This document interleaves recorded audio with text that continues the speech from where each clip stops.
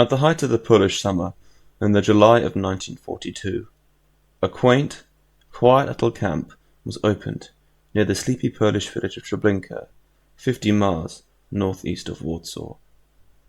It is difficult to think that this innocent, almost charming-looking train station, in the heart of the beautiful Polish countryside, masked an abomination. This little camp, known as Treblinka II, was, unsurprisingly given its name, not the first of its kind within the immediate region. The locals, especially those who lived in the nearby Treblinka village, were well aware of Treblinka I, a labour camp near a gravel quarry that had commenced operations a year prior. Labour camps like Treblinka I were abundant across the German Reich, littering the countryside of Nazi-occupied Europe, all the way from the west coast of France into the depths of the Soviet Union, in places like Belarus and the Ukraine. Treblinka II, however, was no labour camp, and was different to Treblinka I, to say least. People were not sent to Treblinka II to work for the Axis or to contribute to the German war effort, nor were they sent there to be detained or interrogated. Those deported to Treblinka II had one, and only one, fate awaiting them: annihilation. True, a handful might be spared now and again, but only as a means to an end, to upkeep the cogs of annihilation that was Treblinka II. Treblinka II, which I will now simply refer to as Treblinka, was no labour camp, nor was it a transit camp, nor a concentration camp, or a prisoner of war camp, but instead a death camp, or alternatively an extermination or annihilation camp. Contrary to popular belief, Treblinka was actually the last of its kind to be established within the short-lived period of Nazi-occupied Europe. Before Treblinka, there was Auschwitz, Belzec, Chelmno, Majdanek, Maly Trostenets, Semlin, and Sobibor. Two camps in that list, namely Belzec and Sobibor, were Treblinka's sister camps, part of the same project known as Action Reinhard, the deadliest phase and the final solution. Action, or Operation Reinhard, was the decision chiefly made by Heinrich Himmler, Reinhard Heydrich, and Odilo Globoknik to annihilate the Jews of the general government of Poland, via mass deportations from their squalid, overcrowded ghettos to 3 specialized killing centers. Action Reinhard, which marked the zenith of radicalization and Nazi policy against the Jews of Europe, had been formally initiated at the Belzec extermination camp in the March of 1942, although mass extermination policies had been present in the Soviet Union since the year prior, in the summer of 1941, and the Chelmno extermination camp had been conducting mass gassings since the December of 1941. So, Operation Reinhard was in no way the forerunner to the Holocaust. Instead, Belzec, Sobibor, and Treblinka marked the endgame of Nazi radicalization against the Jewish population of Europe. Although they were not the first extermination camps, the Action Reinhard facilities differentiated themselves from their more primitive counterparts in Chelmno, Maly Trostenets, and Semlin, largely in virtue of their speed, efficacy, and sleeker, more streamlined structural design. Moreover, they were a far cry from the sprawling behemoths of Auschwitz and Majdanek, as the Reinhard facilities played no role in forced labour, as those who survived the selection at, say, Sobibor, would live only to upkeep the camp's ability to function, and nothing else. As mentioned prior, these killing centres, or extermination camps, were Belzec, Sobibor, and the topic of today's video, Treblinka. From the period in which it was operational from July the 23rd, 1942, until its final closure in October 1943, Treblinka was, relative to the scope of time in which it was operational, Nazi Germany's most prolific extermination camp, claiming roughly 750,000 to 850,000 lives. So, am I even justified to include it in my Forgotten Death Camps series? Well, I'll explain myself, and let you be the judge of that. Firstly, I must stress that of all the camps that will be included throughout this series, Treblinka is the most likely to be best known by the general public at large. After Auschwitz, it is probably the most notorious of all the Nazi extermination camps. In particular, when one compares Treblinka to camps like Semlin or Maly Trostenets, which I would wager that most of you haven't even heard of, Treblinka is comparatively well known. However, just because Treblinka is likely to be the best known camp that I will be discussing within the scope of this particular series, that doesn't mean that the camp isn't largely forgotten within the broad scope of the Second World War or 20th century overall. So what do I mean by forgotten then? When I say forgotten, I mean it comparatively. So, to what am I comparing it? Hold that thought. You see, you might rightly argue that Treblinka isn't overlooked by historians of the Holocaust or Second World War. Far from it. True, it was footnoted in most books on the conflict and even some books on the Holocaust until the early 1970s, but it is thoroughly researched and boasts extensive monographs today. However, outside of academic circles, or those who regularly consume books on the Second World War, or Holocaust more specifically, Treblinka has been largely sidelined and forgotten, especially by those in the mainstream media and film industry.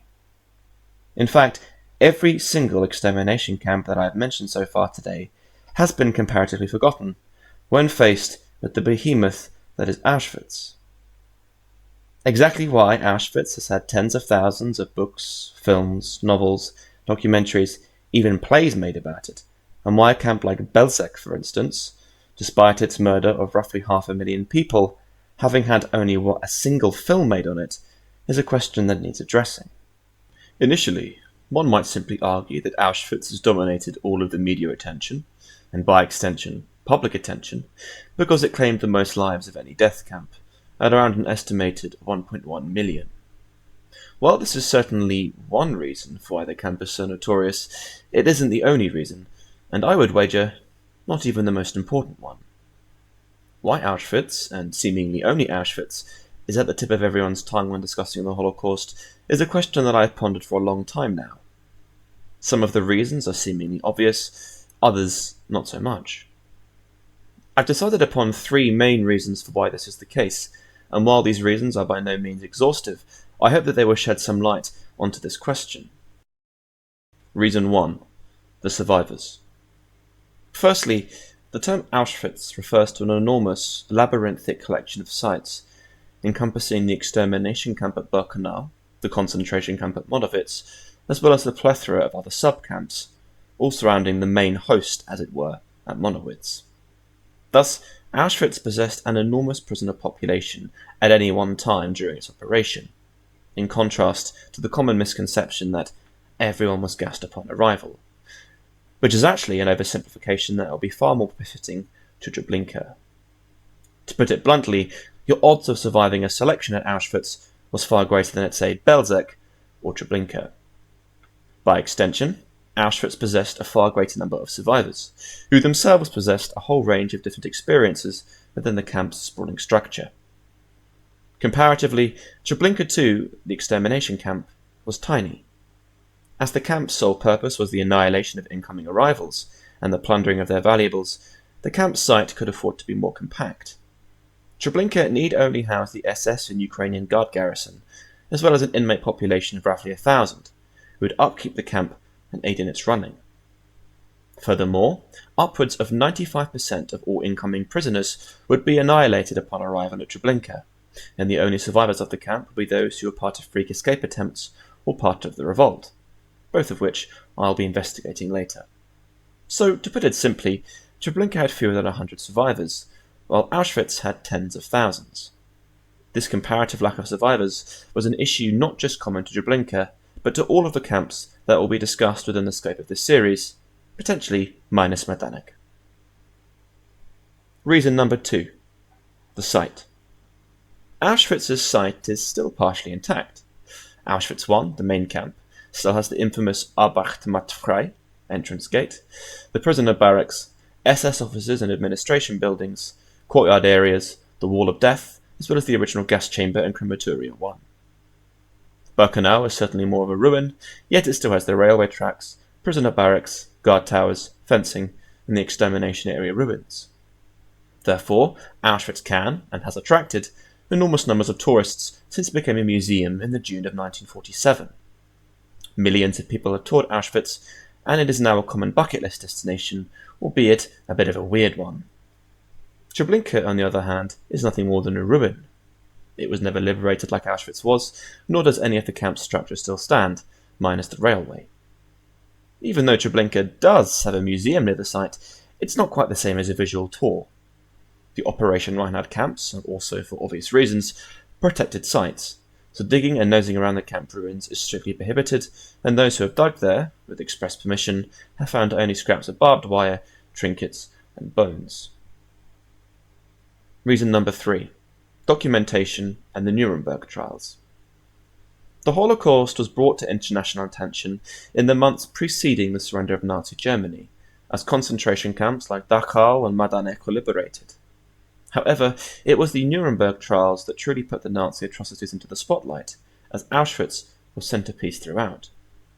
Auschwitz's commandant, SS Obersturmführer Rudolf Höss, even testified at Nuremberg about what happened at Auschwitz, unlike his Treblinka contemporary, Franz Stangl. In fact, it was only in the years following the end of the Second World War that the smaller, lesser-known Nazi extermination camps like Treblinka or Sobibor finally received their own respective trials, with considerably less media attention. Most of these trials took place in the 1960s. So, simply put, Auschwitz was already exposed on the international stage in 1945, and had received significant media attention, while the other extermination camps were footnoted, receiving their own time in a much, much smaller spotlight in the years to come.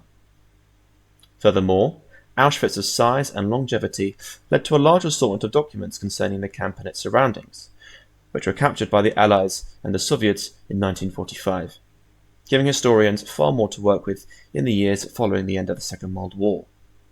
In contrast to this, there is very little Nazi documentation on the extermination camp at Belzec, and most of our understanding of the camp is based upon the testimony of Rudolf Raeder, or from the testimonies of its perpetrators. Thus, it is for these reasons that the media and the public eye have placed so much attention and emphasis on Auschwitz, and, relatively speaking, so little on places like Treblinka and Sobibor. Now, I'm not arguing that this is necessarily a bad thing, it is understandable given the reasons outlined, but I feel it is important to justify exactly why this is the case. So, while Treblinka is likely to be the best known camp that I discuss within the scope of this series specifically, when compared with the notoriety and infamy of Auschwitz, it simply pales in comparison. It is for this reason that I want to comprehensively examine Treblinka and the other extermination camps, to shed a bit of light on a lesser-known aspect of one of mankind's most notorious atrocities. Finally, before I proceed with this documentary on Treblinka, I'd like to remind you all that my work on the Holocaust is based upon a collection of primary sources and secondary readings. While I already have a fairly good understanding of Treblinka and genocide as a whole, having studied it extensively during my undergraduate degree, I have spent months researching and compiling information from a range of books and primary sources. In doing so, I try to make these videos as informative and comprehensive as possible. If you are interested in what works I've been using, then please see my bibliography at the end of the video, or look for the bibliography in the video description. Thank you for listening, and I hope you all enjoy the video.